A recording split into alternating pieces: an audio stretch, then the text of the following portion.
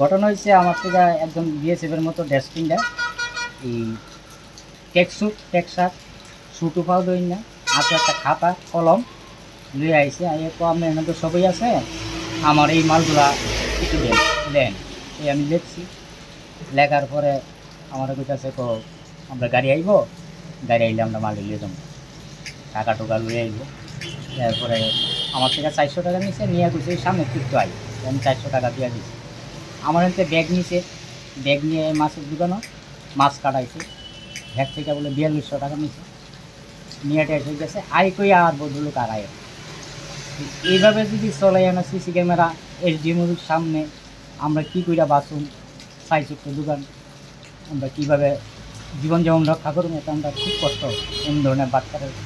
ঘটনা এমনি সকালে 8টা থেকে 9টার ভিতরে একজন লোক আইসে বিএসএফ এর কাজে, হ্যাঁ কইছে বিএসএফ চাকরি করে। তো আয়েসা এইভাবে কইছে যে আমরা তো 20 কেজি মতো মাছ লাগবে, তুমি দিতে পারবে? কইছে হ্যাঁ দিতে পারবে। তো তারা আমার দোকানে আরও কাস্টমার আসলে পুরো ডিটেলস আমি বলতে পারছি না, কারণ আমি বিএসএফ টেবিলের মধ্যে মাছ দিয়ে আরও মানে সবসময় দেওয়া যায়, প্রত্যেক সপ্তাহে দেওয়া যায়। তো আমি জিনিসটা বুঝতে পারছি না, প্রতারণা করছে আমাকে। মানে কি কি করছে? বলছে আমি মাছ কাটাইছে 15 কেজি, আর ক্যাশ টাকা নিয়েছে আমার থেকে 4200 টাকা।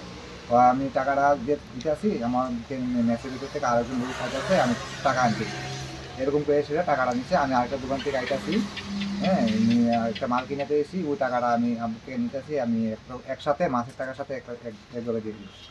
প্রথমে কি বিএসএফ পরিচয় দিয়েছে? হ্যাঁ বিএসএফ করেছি দিচ্ছে। কোন জায়গায় এটা?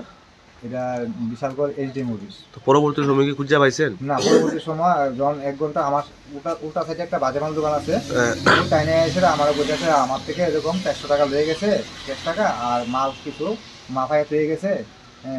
হ্যাঁ কি আইতাছে নাকি, তোমার কাছে কোনো নাম্বার আছে? আমি কি হ্যাঁ আমার কাছে তো আমি নাম্বার রাখছিলাম, কিন্তু তখন নাম্বারটা ঠিক করতে।